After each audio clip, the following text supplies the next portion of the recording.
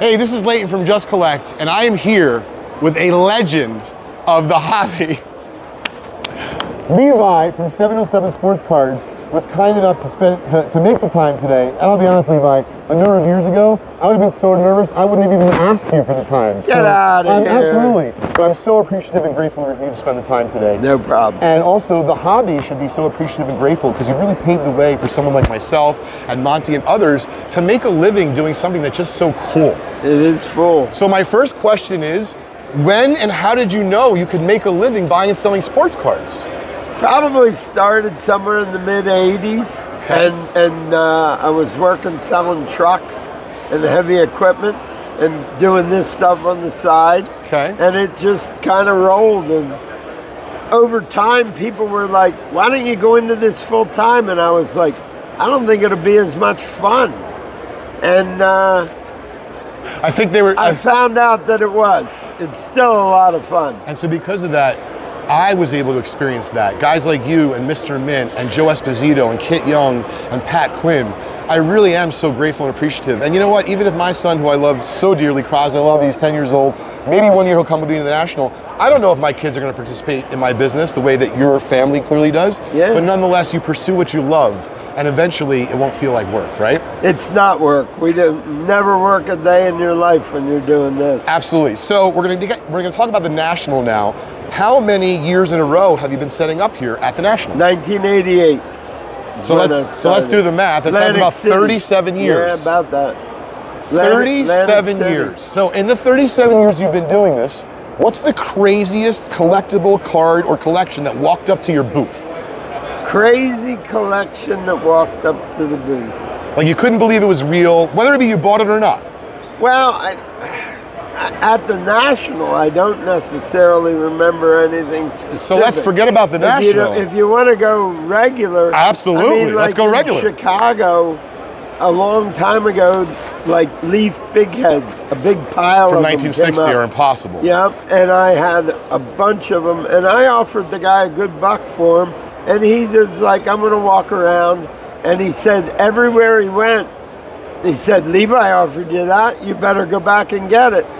And he came back with it, and it was cool. I mean, you never see them, just like you said. No, and you a never lot do. of the others didn't know what they were, you know. That's But super cool. That's an oddball that you don't see very often. But Now- it happened here. Oh wow, that's exciting. It was at a Chicago show on the Sun Times deal. Do you believe, for those that are going to watch this later, who like hope every day like myself, that there's just still other stuff out there waiting to be discovered? Do you think there's other collections out there waiting to be discovered? Absolutely. It's not only what's out there to be discovered, it's the, people, you think about how many million, there's 350 million people about in the United States Sure. today. When you're talking like in the 50s, there was only around 150 or 160 million. Sounds about right. And people collected them, but they didn't collect the way they're collected now. And that's why so much stuff is hard to find, but there's still stuff coming out. Absolutely. People find stuff in attics, and it's out there. Just keep digging. Keep digging is the advice. So let's talk about one of the most iconic cards you've ever handled. If I'm not mistaken, and if I am, please correct me, did you at one point own one of the most iconic cards in our industry, the 1952 Topps Mickey Mantle in a PSA 9? Yeah. Can you tell us the story about how you acquired that card? Well, I bought it from a dealer, but it was a long, long time ago when the value wasn't what it is today. So you bought it because you thought it was going to be a great I long-term wanted it for investment. my collection. Oh, you did? Yeah. Okay. I mean, but it was, God, I think it was in the late 90s. I'd have to look it up, but Sure. it was a long time ago.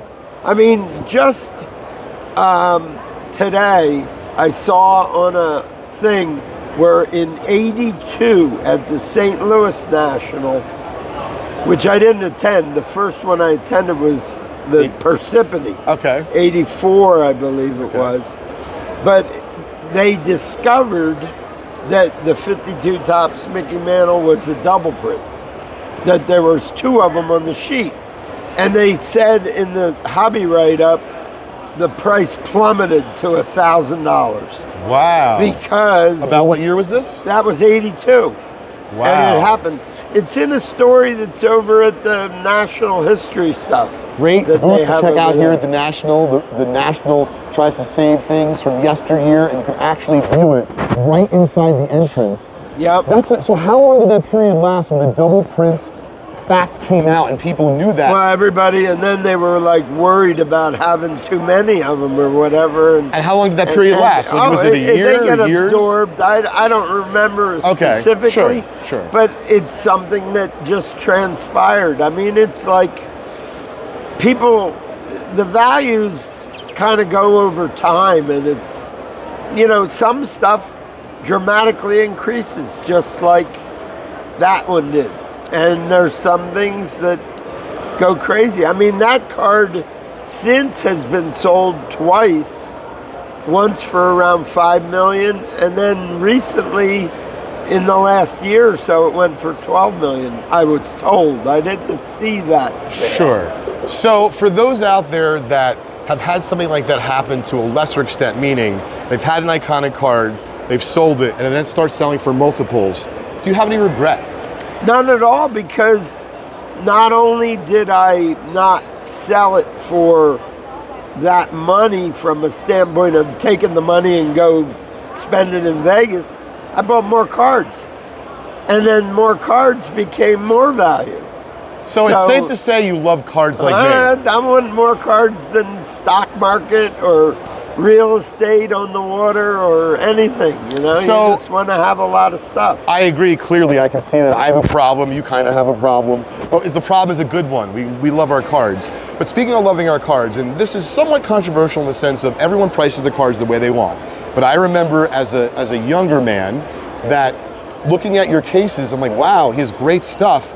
But I always felt, and rightfully so, he wanted like top dollar for the best cards. And I also found it like not the easiest to always buy from like someone like yourself who I maybe found intimidating. So what's your advice for people like that who are just getting started? They come up to you and they might be intimidated with the hat and your legendary status. I don't think there's the intimidation. And I've been told that these days, compared to others, I'm the Dollar General of baseball cards. There's a lot of stuff that is not. Now, if you have something unique or exceptionally nice and you've got a good price on it, that's what you want for it. It happens in antiques, it happens in collector cars. It isn't across the board because everything has its level.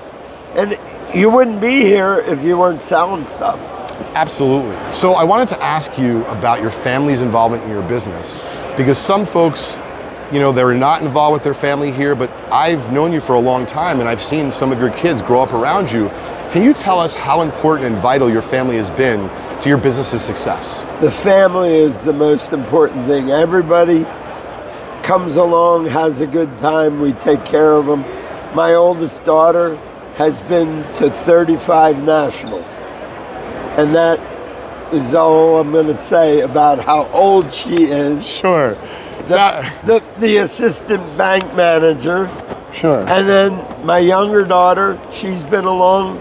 I mean, we went to California when she was still in the bassinet and drove to California, and she's doing shows then and has been to every one since. So she must love it. For 25 years. Now, the last question. And now her boyfriend comes along. Actually, he's a lucky fella. Actually, fiance. Well, congratulations. And he's coming into the business because he's got his own gig going. He's fantastic. A Pokemon expert. Fantastic. I should introduce him to our friend Sam. And the last thing is, because I would be remiss if we didn't give her a shout out, your lovely wife has been by your side.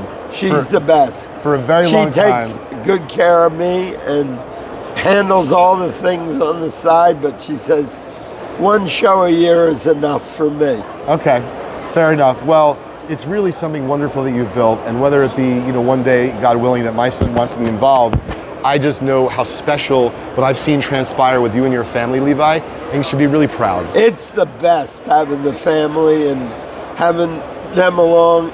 It makes it 100%. There's a lot of dealers that have family and get involved in.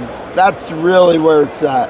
So I'm curious, as we finish up here, What is one sound piece of advice you could offer, as I see 10 and 15 and 17-year-old kids walking around here that might be an aspiring dealer? And even though they might not be an aspiring dealer in the space you and I love of vintage cars, what's one or two things that you can share with the kids that are a little bit younger, so that if they do decide to grow up in this space and make a living buying and selling baseball cards, whether it be vintage or modern, what's one or two things you can share with them you think that will really help them in their journey? I always tell everybody, buy what you like. Pay where you want to pay. If it's high, like you say, and you don't want, then you go away. Go find another one and buy it there. But there's also the case of, hey, you know what? I had a guy come up to me one time at a show, and he's like, remember when you sold me that Bob Gibson rookie card for $500 and it was in the book for $150? And I said, well, guess what? I got a 9 on it, and now it's worth $25,000. Yeah, exactly. It's a crazy number. And great who's point. to say that anything like that doesn't happen? So I want to make sure we plug your business properly and such. Levi, if someone wants to sell a vintage collection of cards, how would they find you? How would they approach you? What's the best way? 707sportscards.com. Awesome. Well, I very much appreciate the time here today at the National that you spent with us. This was a blast. Have fun. Thank you, Levi. Enjoy.